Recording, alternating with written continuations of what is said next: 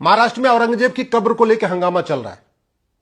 Police लगी हुई है औरंगजेब की कब्र को बचाने के लिए।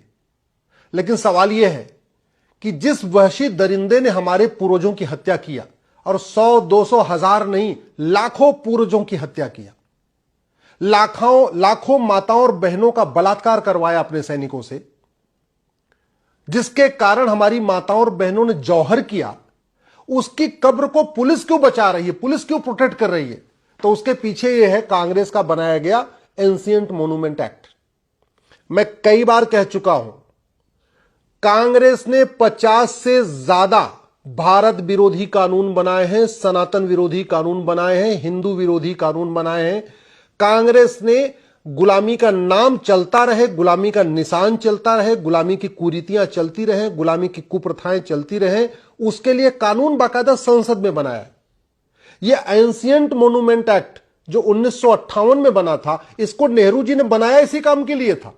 यह घटिया कानून बाबर, हुमायूं, तुगलक, गजनी, गोरी, खिलजी, औरंगजेब, गाजी, जितने भी थे वहशी दरिंदे, सबके जो निशान है, चाहे उनकी कब्र है या उनका मकबरा है या उनकी दरगाह है या उनकी मजार है, जो कुछ भी है, उनको यह प्रोटेक्ट करता है।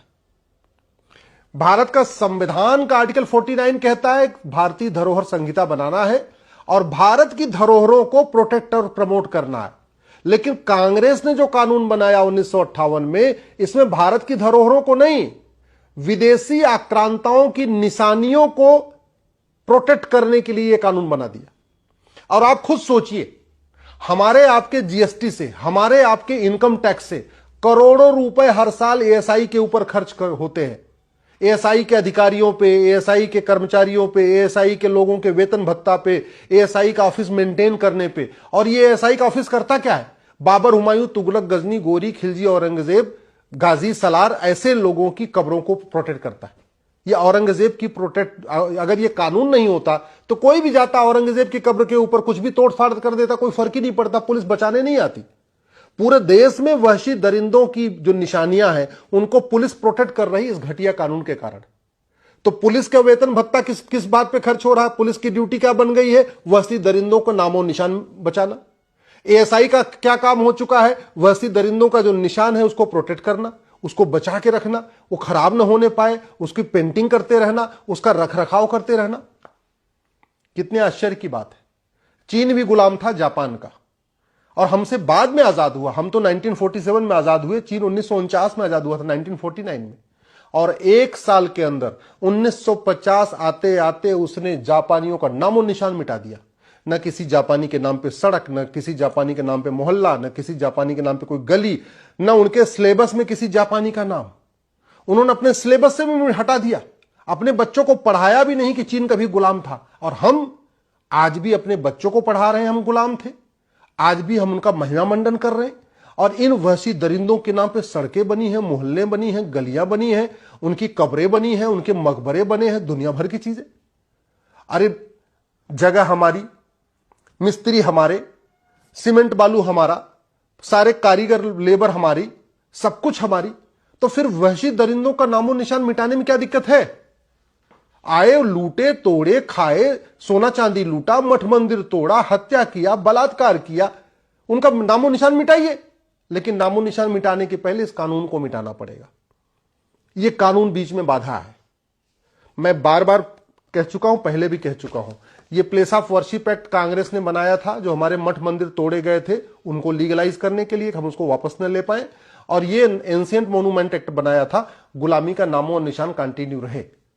इसी घटिया कानून के कारण जिस मुर्शीद खान ने मुर्शिदाबाद बना दिया, उसकी कब्र को हम तोड़ नहीं सकते।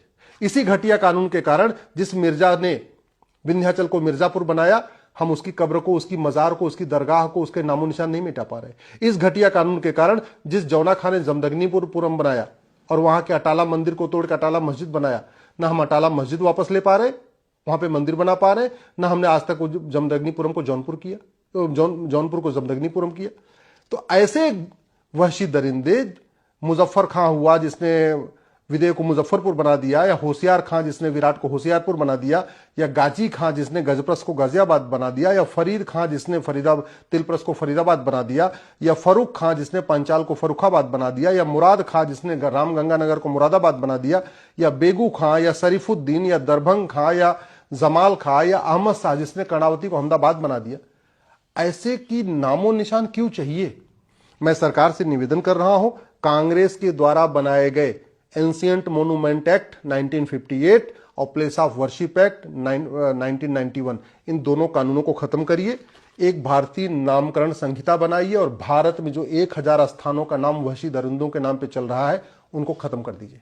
भारत में किसी सड़क का नाम, किसी गली का नाम, किसी मोहल्ले का नाम, किसी बिल्डिंग का नाम, किसी तहसील का नाम, किसी जिले का नाम, किसी शहर का नाम किसी भी वहशी दरिंदे के नाम पे नहीं होना चाहिए, क्योंकि उन्होंने एक भी शहर नया बसाया नहीं था, एक भी गांव नया बसाया नहीं था, उन्होंने बसे बसाए शहरों का नाम बदला था।